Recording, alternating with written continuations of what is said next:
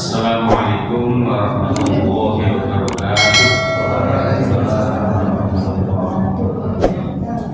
Semoga berjamaah kita awali nanti sebuah kalimat syahadat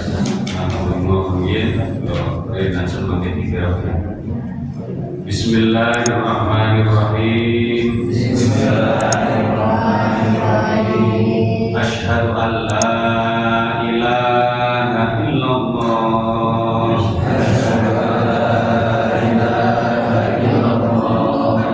wa asyhadu anna Muhammadar Rasulullah.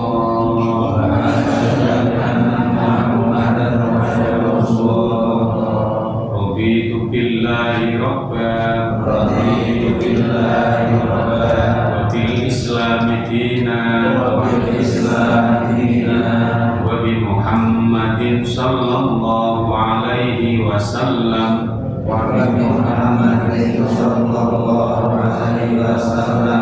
nabiyyan wa rasulan. Allahumma anfa'ni bima 'allamtani wa 'allimni ma yanfa'uni wa zidni 'ilman warzuqni fahman. Alhamdulillahi ala kulli halin wa a'udzu billahi min hali ahlin nar. Innal hamdalillah nahmaduhu wa nasta'inuhu wa nastaghfiruh wa na'udzu billahi min shururi anfusina wa min sayyiati a'malina. Man yahdihillahu fala mudilla lahu wa man yudlilhu fala hadiya lahu. Asyhadu an la ilaha illallah wa asyhadu anna Muhammadan 'abduhu wa rasuluh. Allahumma shalli wa sallim wa barik ala 'abdika wa rasulika Muhammadin wa ala alihi wa ashabihi ajma'in. Amma ba'du. Qala Allah ta'ala fi kitabihil karim, a'udzu billahi minasy syaithanir rajim. Yarfa'illahu alladhina amanu minkum walladzina utul 'ilma darajat. Al-ayat surah Al-Azim. Wa qala an-nabiy sallallahu alaihi wasallam, man salaka tariqan yaltamisu fihi 'ilman sahalallahu lahu tariqan ilal jannah. Kemudian segenap takbir Masjid Al-Muhajirin dan estu-estu kawula hormati para bapak, bapak ibu, segenap jamaah pengawasan rutin dan kawula hormati ugi saha adik-adik ingkang kita tresnani lan banggakan.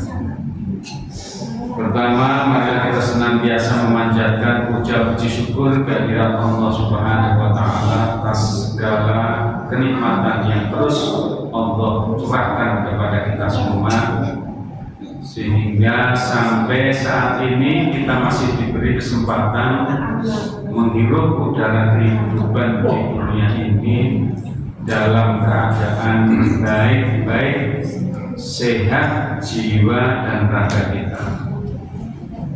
Shalawat serta salam semoga senantiasa tercurah kehadirat junjungan kita baginda Nabi Muhammad sallallahu alaihi wasallam. Mudah-mudahan tercurah kepada seluruh anggota keluarganya, para sahabat-sahabatnya, dan termasuk kita sekalian selaku umatnya ila yaumil qiyamah. Amin Allahumma amin. Bapak Ibu jamaah rahmatullah, pembahasan kita masih seputar surat Al-Baqarah ayat 1. ngantos 103 sing berkaitan dengan menyampaikan ilmu itu adalah satu kewajiban dan dilarang nutupi menyembunyikan. Surat Al-Baqarah 159 160. Innal ladzina yaktumuna ma anzalna minal bayyinati wal huda min ba'di ma bayyanahu lin-nasi fil kitab ulaika yal'anuhumullah wa yal'anuhumul la'inun illa ladzina tabu wa aslahu wa bayyanu fa ulaika atubu 'alaihim wa ana tawwabur rahim. Tentang tidak diperbolehkannya nutupi, tidak menyampaikan ilmu dengan sengaja. Kita sudah sampai pada hukum syar'i ya, pada pembahasan sebelumnya. Kita sudah sampai pada halaman 151. Pendapat dari Abu Bakar Al-Jassos. Waqad dallatil ayatu ala luzumi idharil ilmi wa tarki kitmanihi, menurut Abu Bakar Jassos. Jadi ayat itu jelas menunjukkan kewajiban untuk idhar itu menampakkan, menyampaikan ilmu. Watarku kitmanihi, dan meninggalkan menyembunyikan. Jadi di surah Al-Baqarah ayat 159 sampai 160 ini secara tegas ya, melarang orang yang menyembunyikan penjelasan-penjelasan yang ada di dalam Al-Quran dengan sengaja.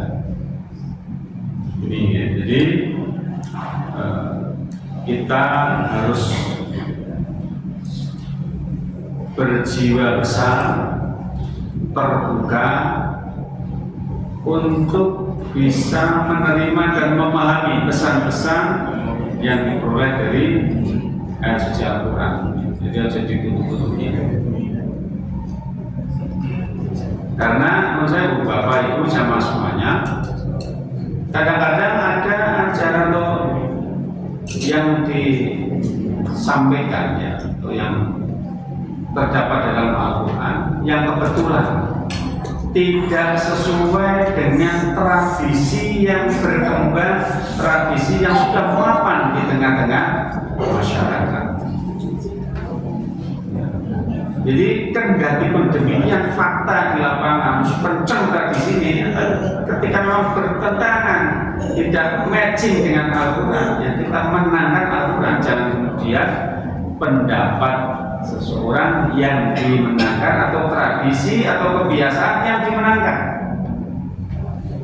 Sebagaimana fatwa dari Imam Syafi'i yang cukup terkenal, beliau menyampaikan begini: man istabanat lahu sunnatun fala yatrukha liqauli ahadin. Barang siapa yang sudah jelas mendapatkan keterangan dari hadis, fala yatrukha, maka jangan ditinggalkan hadis tadi, sunnah tadi, liqauli ahadin, karena mengikuti pendapat seseorang. Dan keempat imam mazhab pun semuanya seperti itu pola pikirnya. Yang mengatakan ini basyarun, saya itu manusia biasa. Kadang-kadang akhtau, kadang-kadang salah, wausiku, dan kadang-kadang benar. Ya. Ambillah apa yang saya sampaikan ketika memang sesuai yuwafiqu bil kitab sunnati rasulih, ketika memang fatwa dari imam madhab tadi tidak bertentangan dengan Al-Quran dan Sunnah, ambillah. Nah, tetapi ketika memang faktanya kok berseberangan, bertentangan,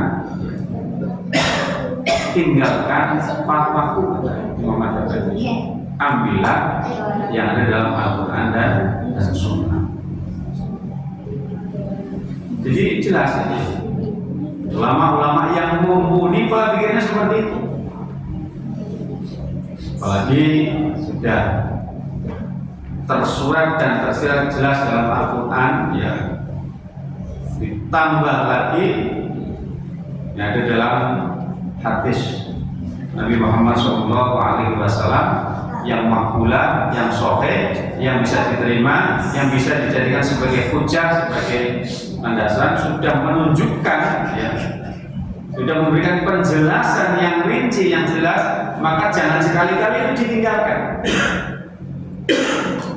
Lebih memilih kauli ahadin, boleh mendapat seorang cara. Ya. Ini ya. Saya lanjutkan yang disampaikan oleh Abu Bakar Al-Jassos. Jadi ayat tadi menunjukkan kewajiban untuk menampakkan, menyampaikan ilmu dan meninggalkan menyembunyikan. Fayadalatun ala imtinai jawazi abdil hujrati alaihi. Ayat tadi menunjukkan, ya, larangan kebolehan mengambil upah. Abu Bakar Al-Jassos.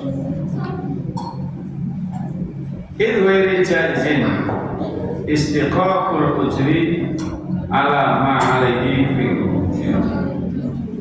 Ala tara annahu la yajuzu istiqaqul ujri ala islamnya. Jadi pada Abu Bakar Al-Jassos mengatakan, karena memang ayat tadi secara tersurat jelas menunjukkan kewajiban untuk menyebarkan ilmu. Ini otomatis menunjukkan pula tidak boleh komersil terhadap ilmu bahasa sendiri. Wa yadullu alaihi aidan qauluhu ta'ala, dan juga ada firman Allah yang menunjukkan lagi, innal ladzina yaktumuna ma anzalallahu minal kitabi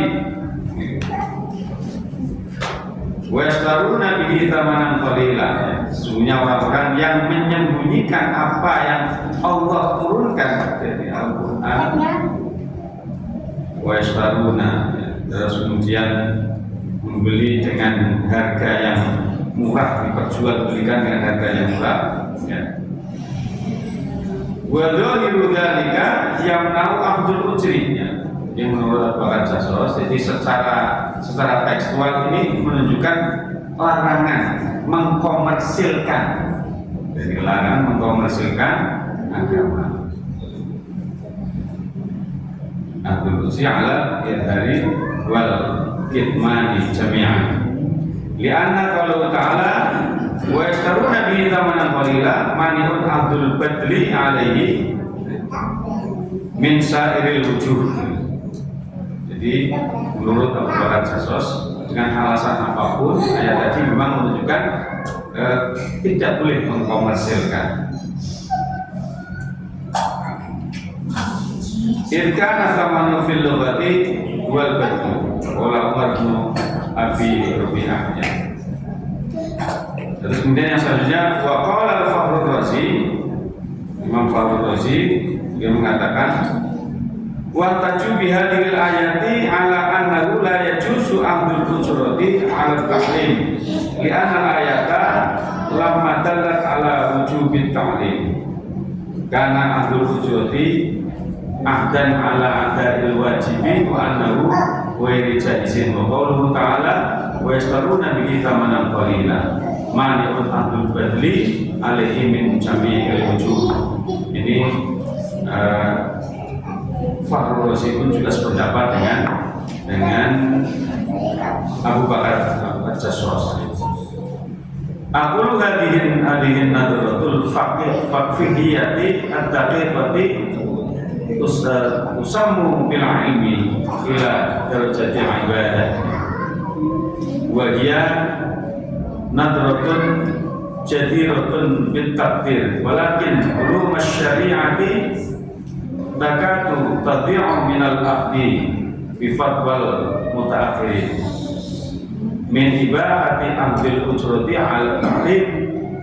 Pakai kalau abadna bi fatwal mutaqaddimin wa mana'na andal rawatib wal ujur, idzan lam yabqa may yu'allim aw yata'allam wa inna Allaha wa inna lillahi wa inna ilaihi raji'un.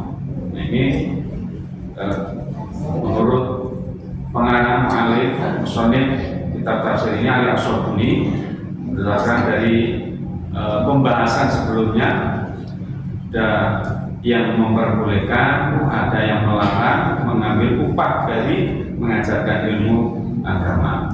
Ini akhir dari pembahasannya sudah. Dengan adanya fatwa yang pertama, fatwa yang mutaqaddimin yang mengharamkan itu, efeknya apa yang terjadi? Akhirnya tidak ada orang yang mau lagi mengajarkan ilmu. Yang belajar pun juga akhirnya nggak mau ya. Sebagaimana yang beredar di tengah-tengah masyarakat secara umum, ketika kita saling nyekolah ke anak ini nyambut gawe ini gampang seperti itu.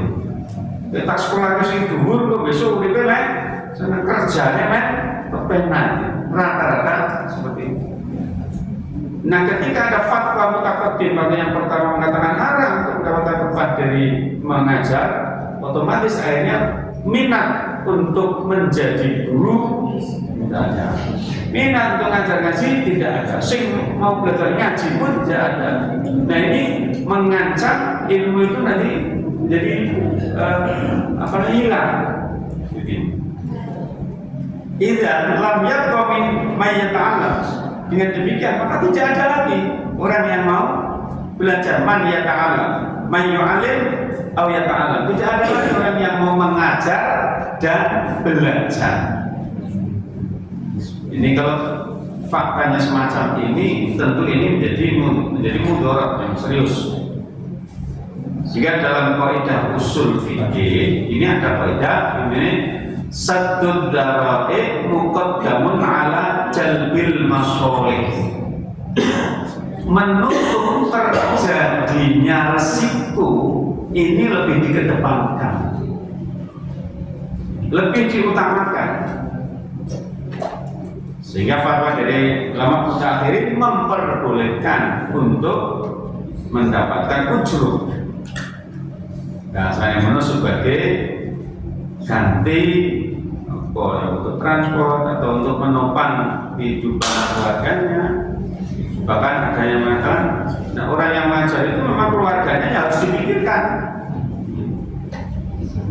Coba misalnya penelitian yang dados guru, jadi guru madrasah, bojone bilang ibu rumah tangga, anaknya 5, apakah dia akan bertahan untuk menjadi guru madrasah, guru swasta yang honorer misalnya sebulan 500 misalnya? Kita berpikir secara realistis, ya, secara matematis tentu itu tidak mencukupi, sehingga menjadi kewajiban bersama, menjadi tanggung jawab bersama untuk bisa menghidupkan, ya, kegiatan belajar. Sing mulang ya dipikirake oleh masyarakat, terus yang mau belajar pun juga didorong, dikasih motivasi. Sehingga nuwun sewu di masjid saya ini kalau habis maghrib sekarang mulai digalakkan ngaji bocah-bocah cilik.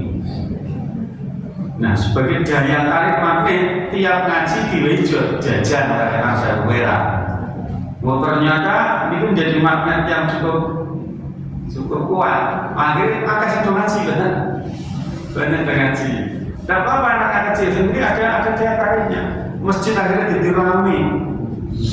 Mereka tidak lagi di rumah dolanan HP, dolanan game, tapi di masjid kumpul dengan teman-temannya, ngantri untuk diajar ngaji. Ya. Ini seperti jajan, ini sebagai penyemangat saja. Jadi ilmu itu memang harus dibuat menyenangkan. Menuntut ilmu, mengajar pun juga demikian. Nah, saya kira di Indonesia ya sudah lumayan, apalagi yang PNS ya sudah ada gajinya pokok, sudah ada sertifikasi, sama nanti disyukuri ya, lebih dari lumayan lah sekarang. Mungkin zaman dulu jari ini yang namanya sing jenengi profesi guru gimana bukan medeni menjadi bocah perawan. Orang ini tak boleh kayak guru, tak boleh besok. Nah, waktu itu katanya gaji honorer guru ini bandingnya kalau pekerja tukang tenun, wis kalah adoh. Itu dulu. Tapi sekarang ya, alhamdulillah para guru ini sudah mendapatkan nasib yang cukup. Jadi memang harus seperti itu. Kalau tidak, ya ilmu akan punah, akan mudah. Ya, sing apa ngajar pun juga tidak ada regenerasi karena tidak menjanjikan. Ya. Jadi sesuatu masa depan itu tidak jelas, biasanya ya jarang terjadi. Kayak misalnya fakultas di universitas mana saja, sing masa depan itu terangnya, ya peminatnya lopo. Saya ini karena kuin Kiai Abdurrahman Wahid yang jenenge PAI itu mesti menjadi favorit. Mahasiswanya paling akeh. Mulia guru. Karena ternyata profesi guru itu cukup menggiurkan. Nah, seperti fakultas-fakultas jurusan-jurusan tertentu sing angel yang yo pengikuti tidak terlalu banyak. Jadi seperti itu ya terkait dengan pesan yang ada di surat Al-Baqarah 159 sampai 160. Kemudian kesimpulan ini ya, dari pembahasan dari awal sampai akhir sudah ada beberapa poin. Yang pertama, al-yahudu wan nasara katamu sifatan nabi lidin nasi anil iman. Jadi dari ayat tadi ya, sebab nuzulnya latar belakangnya bahwa Yahudi dan Nasrani ini dengan sengaja katamu nutup-nutupi sifatin Nabi sallallahu nasi anil iman. Jadi sifatnya atau kemuliaannya Rasulullah itu memang ditutup-tutupi. Tujuannya apa? Supaya orang ini tidak tergiur untuk masuk Islam, untuk beriman. Yahudi dan Nasrani sengaja seperti itu. Jadi kalau yang seperti ini, ya jelas-jelas hilang. Apa mana? Waktu ini Islam, ya. Karena mungkin kelompoknya berbeda. Kalau ada niatan sengaja nutup bikin tak sampai ke tak foto pinter misalnya jamaahku untuk entek. Ini juga sama dengan Yahudi dan Nasrani yang memang dengan sengaja menutup-nutupi siapa itu Rasulullah. Tujuannya apa? Supaya umat supaya masyarakat tidak tertarik kepada Nabi Muhammad. Bisa jadi menurut misalnya organisasi ada Muhammadiyah, ada Nahdlatul Ulama, ada organisasi yang lain. Kadang-kadang di tengah-tengah masyarakat, ya, lembaga pendidikan milik Muhammadiyah itu di antaranya begini Pak. Anakmu pasti sekolah kira Muhammadiyah, mau pada sih bayar mati, orang tidak begini berarti dong mati. Ini kan hampir mirip, janjian hampir mirip. Dan tidak disampaikan ya bahwa tradisi seperti 3 hari, hitung 40, 100 hari tidak dijelaskan kalau itu murni tradisi dan tidak dibuka pada masa Rasulullah, pada masa sahabat, pada masa tabi'in ngurusi orang meninggal itu seperti apa, itu tidak diinformasikan. Ya, ini maksudnya seperti itu. Jadi walaupun punya keyakinan sendiri, kan tetapi janganlah menutup-nutupi apa yang sudah dilestarikan oleh Rasulullah, oleh para sahabat, oleh tabi'in. Dibuka saja, digelar. Ini adalah pembahasan insya Allah di HPT jilid 3. Itu ketika membaca tentang sholat. Ini ditampilkan semua, ya. Kalau ada tanawuk, kalau ada keragaman, satu contoh, ono bismillah sarut, ono bismillah lirik, di situ ditulis semuanya. Yang keras dalilnya ini, sing lirik dalil iki. Jadi jangan hanya satu saja. Misalnya sing ditampeli seru tok, sing lirik tidak pernah disinggung. Itu yang seperti itu jangan, ya. Ya tergantung masyarakat itu nanti serge yang mana, maremnya yang mana, tentramnya yang mana, itu harus disampaikan. Ya. Jadi intinya apa yang ada dalam Al-Quran dan Sunnah, ya, itu harus disampaikan. Ojo ditutupi. Nah ini orang podo orang aku rasa dibahas. Nah ini sama dengan ini yang dipopulerkan jangan. Jadi harus disampaikan. Karena ada ayat yang jelas-jelas melarang, menyembunyikan. Karena asbab nuzulnya itu Yahudi dan Nasrani untuk menutupi siapa itu Rasulullah. Orang yang istimewa itu ditutupi, disembunyikan di masyarakat, sehingga masyarakat tidak akan tertarik. Dalam kehidupan politik pun juga mungkin seperti itu. Anak orang api di Indonesia pas jadi populer nanti mudah jadi lawan. Ini sama saja ini. Ya. Kemudian yang selanjutnya, yang selanjutnya, katmul ilmi khiyanatun lil amanatil lati ja'alallahu fi a'naqil ulama. Jadi menyembunyikan ilmu itu adalah satu pengkhianatan, ya, terhadap amanah yang sudah Allah tetapkan, dipikulkan dalam pundak para ulama.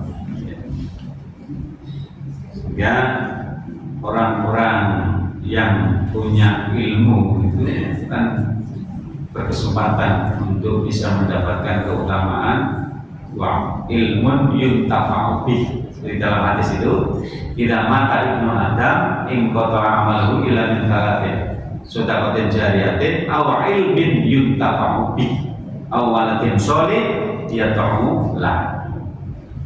Sehingga orang yang sibuk di dalam menyampaikan ilmu ini mendapatkan peluang untuk memperoleh keutamaan dari Allah Subhanahu wa Ta'ala. Menyembunyikan ilmu adalah satu pengkhianatan terhadap amanah tadi. Kemudian yang ketiga, yajibu nasrul ilmi wa tablighihi ilan nasi lita'ummul hidayatu jami'al basyari. Lita'ummul hidayatu jami'al basyari. Jadi wajib, ya, untuk menyebarkan ilmu kepada manusia, wajib, agar hidayah, agar petunjuk, ya, ini bisa menyentuh kepada seluruh lapisan masyarakat, kepada manusia. Jadi harus ditutup-tutupi. Ada satu sepenggal cerita yang mungkin pernah saya sampaikan kepada jamaah pas tahun, pokoknya sebelum tahun itu, sekitar tahun 2019, sekitar sebelum tahun 2020, ya. 2019 atau 2018 itu di rumah saya itu ada seorang ibu-ibu sing jalur-jalur itu, Pak, ya. Jalur-jalur, terus kalau bujuk kita kok ibu sampai jalur itu kali Jambi, dibilang kali Jambi. Nah, bujuk sing ngeleni jemuran, akhirnya ibu juga terus di tangga, kalau bojoku di tangga. Ada dongeng, aku nang joki kan dia juga itu, bojoku dolengan karo aku yo nang donya. Keliling dalu-dalu kita kumpul-kumpul ke mengko kanggo gawe melu ziarah ya. Jadi jenenge dikumpul ke Pak Go melu ziarah. Jadi aku nang donyane payah, kowe nang bisa nang konone men seneng. Padahal waktu kuwi ya ibar sholat asar tak delok ibu-ibu kuwi ora bawa seneng ora bawa apa nganggone kabeh biasa lah. Jadi mengorbankan sing kudune wajib dikerjakan sholat dengan berjamaah ya. Tapi berupaya men bisa melu Quran, engko bisa melu menganggap bahwa dengan seperti itu kok besok nang orane seneng. Berarti kan pemahaman agama sing belum lengkap, melas kalau ada jamaah ya pemahamannya kok sampai seperti itu, meninggalkan sholat ya, melakukan hal lain sing itu tidak diwajibkan, tapi memberi keyakinan nyampe kau kiko besok nanti senang, melas, kasihan ya. Makanya dilarang menyembunyikan ilmu itu dilarang. Jadi apa yang diajarkan disampaikan oleh Rasulullah, pesan-pesan Rasulullah, jadi tutup-tutup disampaikan saja. Karena hidayah ini harus menyentuh kepada seluruh lapisan masyarakat. Ojo sampai di zaman yang modern kayak ini, sampai orang sing duwe pikiran kayak apa melas. Mesake. Jadi sholat fardu dengan berjamaah kadang-kadang kurang membanggakan untuk sebagian. Tapi ritual-ritual tertentu itu malah justru menjadi identitas. Padahal kalau kita belajar dari satu hadis yang mengisahkan ada seorang laki-laki dari Najd, bertanya kepada Rasulullah tentang Islam. Rasulullah jawab pada laki-laki tadi, Islam kuwi khamsu sholawatin fil yaumi wal lailati. Islam itu sedina sami nglakoni sholat fardu 5 waktu. Terus orang tadi bertanya, hal alayya ghairu dzalik? Ada yang lainnya tidak Rasulullah? Tidak. Masih dijawab tidak. Tapi dilanjutkan, illa anta tawwa, kecuali kalau kamu mau nambah amalan-amalan sunnah. Jadi yang pokok itu yang pokok yang diwajibkan. Dan yang lebih disukai oleh Allah dari hambanya yang berusaha mendekatkan diri kepada Allah itu adalah yang melakukan kewajiban. Jadi cara mendekatkan diri kepada Allah dengan mengerjakan kewajiban itu yang paling disukai oleh Allah. Kewajiban sekali kewajiban. Jadi misalnya Nabi sebagian terhadap sholat berjamaah itu yang biasa-biasa toh, tidak istimewa, ora kudu nang berapa pokok. Kasihan. Jadi harus disampaikan bahwa Rasulullah banyak pernah punya satu keinginan beleduk membakar rumah laki-laki yang tidak datang mengikuti sholat berjamaah. Dulu Rasulullah pernah punya keinginan seperti itu. Ini mestinya disampaikan agar umat itu paham perintah sholat dengan berjamaah itu begitu tegas, begitu keras Rasulullah. Bahkan orang sahabat yang buta saja oleh Rasulullah diperintahkan untuk datang ke masjid memenuhi panggilan ada. Mafhum mukhalafahnya ya mestine yang tidak tunanetra ya lebih wajib lagi wong sing tunanetra berontak kok. Ini ya. Jadi yang harus disampaikan kepada jamaah, kepada umat itu yang pokok-pokok itu harus mereka sadari. Dan ini kan tidak ada yang membutuhkan modal, kabeh bisa lakoni. Karena haji, umroh, korban, itu kan yang punya kelebihan harta. Dan sholat itu siapapun bisa mengerjakan. Hatta wong sing ora bisa menggunakan air untuk bersuci bisa dengan tayamum. Tidak bisa sholat dengan berdiri, dia boleh dengan duduk. Duduk pun tidak bisa, boleh dengan figuran. Jadi perintah ini semuanya bisa melakukan. Terus yang selanjutnya, yang keempat, man katama syai'an min ahkam syar'i al-hanif istahaqqa laknatu al-mu'abbadatu ya. Jadi orang yang dengan sengaja menyembunyikan, nutupi, tidak memberikan penjelasan sing sak benere,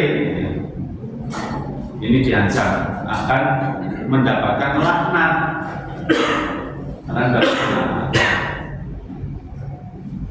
Ini menjadi perhatian untuk kita semuanya ya. Kita terhadap siapapun kita bicara masalah hukum, yuk apa anane aja. Memang tuntunannya nanti apa?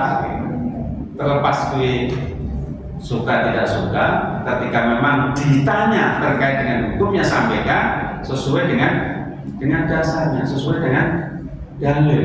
Ya. Terus kemudian dikabulkan. Saya dulu ingat ketika nyantri di Jawa Timur, ya ada sebagian ustadz yang asobiahnya atau fanatiknya itu terlalu kentara sehingga kadang-kadang menyudutkan atau menggali keguyu terhadap kelompok tertentu. Ini kan juga tidak mendidik yang seperti itu. Jadi mestinya harus disampaikan semuanya. Nanti baru ya silakan kalau saudara-saudara kita melakukan seperti ini dasarnya ini. Kalau yang itu melakukan seperti ini ada dasarnya ini. Seperti keempat Imam Mazhab itu seperti itu diungkap. La takfi atau batu wahdaha balla budda min islahis sayyirati wa ilasul amal. Nah, di sini yang kelima tidak cukup hanya bertobat saja, akan tetapi wajib ada upaya perbaikan. Dengan nanti mirang Kiai Makrus Alim ya, nanti ngerti beliau kan membuat karangan mengenai kitab sampai berapa itu 29 judul. Kata beliau sebagai bentuk pertaubatan ya. Karena dulu mungkin buat mengajak pada jamaah yang kurang pas, akhirnya sebagai wujud ya, merasa bersalah, beliau membuat tulisan-tulisannya. Tulisan kan bisa terus lestari dan terus bisa dipelajari, diakses. Ini dikatakan tidak cukup hanya taubat saja, akan tetapi harus ada upaya perbaikan. Jadi kesalahan-kesalahan di masa lalu diralat bahasanya, ya, diralat. Nah, tanggungan media biasanya klarifikasi untuk biasanya harus ada klarifikasi. Oh gitu tidak pas. Saya ngomong seperti itu, mohon maaf itu tidak pas. Itu saya mengaku salah. Harus diklarifikasi. Harus ada islah, harus ada perbaikan. Bapak Ibu jamaah rahimahullah, itu untuk surat Al-Baqarah ayat 159 dan 160 berkaitan dengan larangan menutup atau menutup-nutupi apa yang Allah turunkan dalam Al-Quran. Untuk selanjutnya nanti kita masuk ke surat Al-Baqarah, ini dipilih ayat 172 sampai 173. Nah, ini tafsir ayatil ahkam, maka diambil ayat-ayat yang berbicara tentang hukum. Jadi khusus ayat-ayat tentang hukum yang disajikan di sini. Nah, selanjutnya ini tentang makanan yang halal, yang haram, yang baik. Ini nanti pembahasan selanjutnya itu. Ini ada di surat Al-Baqarah ayat 172 sampai 173. A'udzubillahi Ya ayyuhalladzina amanu kulu min thayyibati ma razaqnakum washkuru lillahi in kuntum iyyahu ta'budun. Innama harrama alaikumul maitata wad dama wa lahmal khinzir wa ma uhilla li ghairillah wa man ittara ghaira baghin wa la 'adin fala itsma 'alaihi innallaha ghafurur rahim. Hai orang-orang yang beriman, makanlah oleh kalian semuanya min thayyibati, dari yang baik-baik, maruzaqnakum, yang aku rizkikan kepada kalian. Washkurullaha, dan bersyukurlah kalian kepada Allah. Washkuru lillahi, bersyukurlah kalian lillahi kepada Allah. In kuntum iyyahu ta'budun, jika kalian semua ini mau beribadah kepada Allah. Innama harrama alaikumul maitata, sesungguhnya diharamkan kepada kalian al-maitata ini bangkai. Tapi ada bangkai hewan tertentu yang halal, ya, bangkai ikan laut, ya, walaupun tidak disembelih. Jadi kan itu iba kan istilah iba disembelih di sini. Terus ada lagi belalang, nanti mau belalang daerah Gunung Kidul kan nanti jalan ada dodol, bukan nanti penasaran nyatanya gurih kan, gurih juga boleh itu walaupun tidak disembelih halal. Buat dama dan darah yang mengalir ya. Memang dulu waktu saya masih kecil itu masih banyak yang jualan dide ya, sebelah jadi yang dikumpulkan terus digawe ya caranya seperti itu ya. Walah mal khinzir, dan daging babi. Wa ma uhilla bihi li ghairillah, dan binatang sing disembelih bukan karena Allah. Orang coba bismillah, cara sing dicopet lawan, ada sing digebuki biar darahnya tidak keluar, darahnya tidak keluar itu sedap rasanya. Atau yang nyembelih sing tujuannya Pak Gugah sesajen, Pak, ini termasuk Pak Gugah sajen. Ini juga termasuk bahwa gila nilai sembelih bukan karena Allah.